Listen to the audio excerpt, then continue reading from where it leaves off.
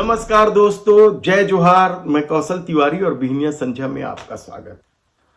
राजनीति भी क्या चीज है, उसका अपना मिजाज है।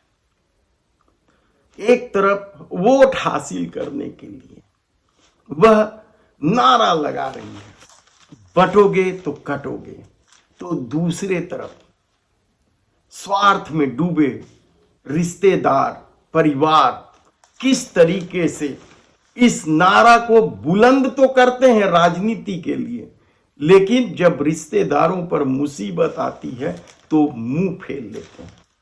मानवता को शर्मसार कर देने वाला एक मामला और सामने आया है। कोरिया जिले के बैकुंठपुर जनपद के ग्राम पंचायत करजी में यह मामला बेहद ही हैरान और परेशान करने वाला और धर्म के लिए बटोगे तो कटोगे का नारा लगाने वालों के लिए भी उतनी ही बड़ी चुनौती है और शर्मनाक है, कहना चाहिए, गलत नहीं होगा। दरअसल एक निसंतान दंपत्ति में से पति की मृत्यु हो जाती है।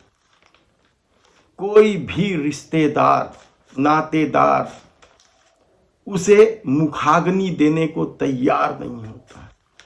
सबकी अपनी शर्त थी।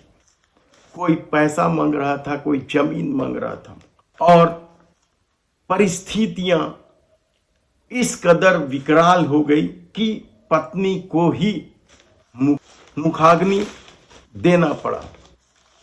करजी निवासी कतवाली लाल राजवाड़े 47 साल के थे। उसकी मृत्यु हो जाती है। उसकी पत्नी के सामने मुखाग्नि देने को लेकर, अंतिम संस्कार को लेकर बड़ा सवाल खड़ा होता है।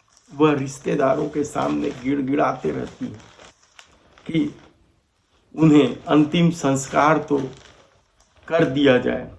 47 वर्षीय कतवाली लाल कैंसर से पीड़ित था और उनकी मौत भी इसी वजह से हो जाती है।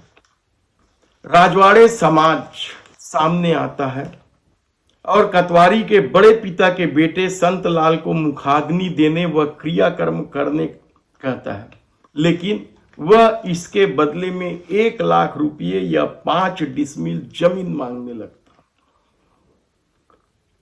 इस पर वह दुखी महिला श्यामपति ने कहा कि उसके पास 15-20 डिसमिल जमीन है और उससे वह अपना जीवन यापन बड़ी मुश्किल से चला पाती है। ऐसे में 5 डिसमिल जमीन कैसे दे सकती?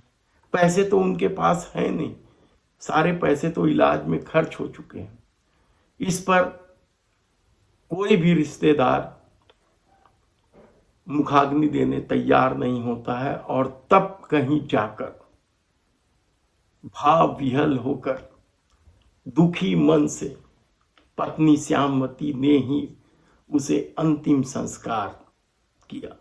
आप सोचिए कि आप किस तरह के समाज में रह रहे हैं, किस तरीके से राजनीति अपना खेल खेलती और सामाजिक यथार्थ कितना कड़वा है।